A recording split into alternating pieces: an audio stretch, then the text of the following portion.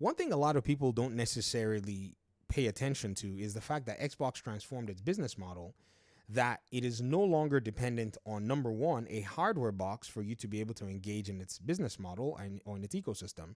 And number two, it does not need physical unit game sales in order to be able to make a thriving software business. They've done this before with some of their other, software propositions. They've also done this with their hardware in a sense.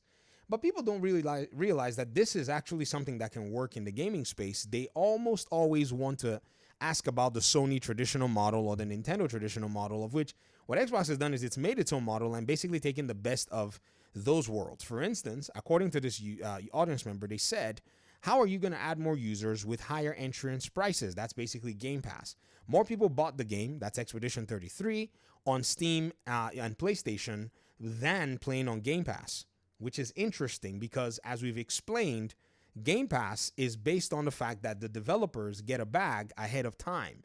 So if the developer got, say, maybe 50% of their development cost, Xbox has basically bought all those copies and has now sold a subscription service, a piece of the game, to their own audience. Here's the problem.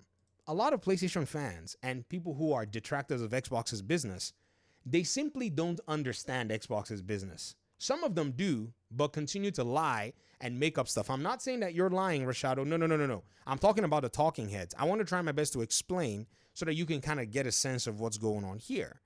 Now, I replied and said, by selling games on PlayStation is how they're going to bring in more players because they make more money from that. And then you said, that's not adding Game Pass users. And I said, what's the difference between a Game Pass user and a PlayStation user buying Xbox games? The Game Pass players are just spending less money. And then you said this. And this is where a lot of PlayStation players miss the mark almost every time. They said Game Pass sales are not final. Game sales are final and don't fluctuate like Game Pass players' money. No free stacking or 1 month subscription sales in final game sales. If Game Pass money was more lucrative than sales, Xbox would have console exclusives, which is actually a lie. Because if game sales were that big of a deal, then PlayStation would also have console exclusives, of which they put their games on PC, they put their games on Switch, they've also put their games on Xbox. So this particular standard that y'all are trying to set, where are you getting it from? It's like a figment of people's imagination. Then you made this other claim, which is just not true. You said now you have to pay higher prices to play games via Game Pass through PC or the Series S at $450. The Series S is not $450. The Series S at its increased price is $379. But you can also use a browser to just play Game Pass games. You don't even need any, major kind of hardware. You can play it from your TV. You can play it for $40 via a Fire Stick. Okay? If you're looking for a Fire Stick that can actually play Game Pass games, you'll be paying about $40 to get one of them to be able to stream. So this comment here that you left is just bereft of understanding Xbox's business. Or maybe people forgot because people mocked Xbox for the Fire Stick. They said, they don't care about their console anymore. It's now a Fire Stick. But somehow we can't dismiss this so-called, butt of all of the jokes last year. And the other side to the conversation is many people continue to forget that when it comes to game sales, Xbox already bought copies of the game before the game launched so that they could put it on Game Pass by the fact that they're giving money to the developers before the game launches. This is the problem with a lot of people. For instance, Expedition 33 has sold 1 million units, right? Let's say this game needed to sell 1 million units to break even, and they finally broke even. Everything else is icing on the cake. But Xbox, before they came to Game Pass, gave them, say, $30 million, right? So now their break even, right, point in terms of their game has now pretty much been reduced by a $30 million cost, which, if they sold 1 million units, would have been $45 million. So Xbox already bought a certain number of copies. If it was $30 million that Xbox gave them for development, divide that by their cost of maybe, $50. Hold on, let's do this properly. So $30 million Xbox gives them. Divide that by, let's say, what is my calculator doing? 30 million CE, clear this whole thing. Clear this whole thing. Clear it all. Okay, 30 million, right? divided by the cost of the game. They wanted to sell the game at $45. Xbox would have maybe even said, okay, let's say, sell the game for $40 to us, or, just as a discount. And they've already basically done away with 750 million units of sales that they wanted to buy. So Xbox already copped 750,000 copies in advance.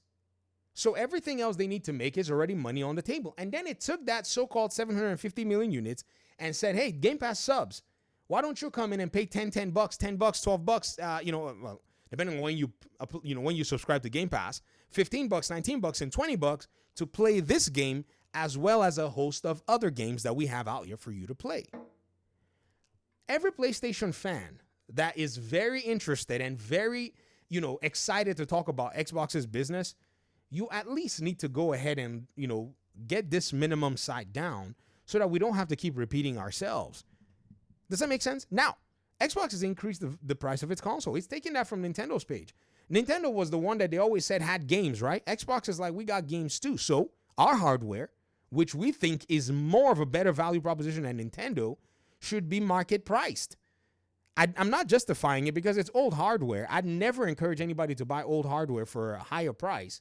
But they realize that behind the hardware is the game, just like everybody swore that Nintendo was doing. Nintendo came out and said, hey, or everybody was saying, oh, Nintendo doesn't really care about, hardware specs. It's all about the games. Xbox is like, it is? It's all about the games? Do you mean that? Oh, you mean it. Xbox has got games. So if it's all about the games, what they're saying is if you're going to pony up and give Nintendo $449, you might as well give us $379 for a hardware piece that has more games, better value, and better options than Nintendo does. That's what they're saying on the business side. Now, on the consumer side, it sucks. It is poor business practice towards the consumer. However, they've already locked in their ecosystem for this generation and kind of understand. So majority of Xbox players who are already in this ecosystem are fine. Even the ones on the Xbox One can still access cloud streaming on majority of these games via their Game Pass subscription. They're all right. Still, though, it doesn't justify that they raise the prices. I'm just telling you exactly what the business proposition is. When YouTubers like Nintendo Prime was talking about how, the Nintendo Switch 2's pricing and all that, he thought it was okay and blah, blah, blah. I don't know exactly what he said, to be honest. I think, it was funny. He was talking about performance. Yes. I remember making that video where I said, hey, don't talk about performance with a Nintendo Switch. They're not coming out with that business proposition. Xbox seems to have also abandoned the whole performance nonsense. You didn't see them do a mid-gen upgrade in terms of giving you more power. If anything, they did a mid-gen upgrade by giving you way more games, which I think is a better mid-gen upgrade than whatever the heck it is that anybody is doing out here on a console, selling you obsolete hardware for more money that's going to basically, become useless by the time they turn over the generation, and then you're chasing the next hardware. Xbox has realized this is not the pursuit to go with. Xbox has literally stolen Nintendo's game plan and attached it to their plan. Are you guys not seeing this? Xbox has literally copied Nintendo's game plan and is using it in its own way. So now the Series S is going to be perpetually a piece of Xbox's ecosystem going forward, because the handheld that they're making with, Rogue Ally and all that stuff has got to be able to play games at the level of Series S, or if not, a little less. So what they've done is they've single-handedly subverted the need for console, subverted the need for chasing all kinds of performance metrics, subverted the need for depending on unit hardware sales, and is very, very profitable and making a thriving business doing it. To me, I think for an industry that is like this, which needs a crash, the people who are going to win have to have something that they have to offer the consumer. And as it stands right now, Xbox is the only one that has what I think is of worth to offer any customer out there that wants to play the games. That's what I think. Now, as a matter of fact, let me add that to it. When you calculate the value proposition of Game Pass, it is the best dollar to gaming to entertainment ratio, however you want to do it, that is on the market right now. It is not, and there's no competition behind it. None. Even to the point where there was a PlayStation subreddit that was actually talking about this value proposition, how it is better than the PlayStation Plus subscription, as I showed you guys in a series of videos. If you've not seen that subreddit thread, right? Rashado, if you've not seen it, that's the person who left the comment. If you've not seen this particular thread, I recommend that you actually go ahead and take your time to look through it so that you can see exactly what's going on and how people on PlayStation already know this. They know all the ways to get into Game Pass. You know what? They're not new to it. I'm surprised that you're new. You're asking, so how are they going to add more users? But there's an entire subreddit of PlayStation folk who are already aware as to how they're going to do it. It's right here. Difference in quality recently, Game Pass. And in this thread, people are replying and telling people ways that they can get into Game Pass without needing a console and how you can get a subscription and all that. So it's very interesting that, this is not known to you. But I hope you know, if you watch this video, I hope you can see it. Thanks for watching. Peace out.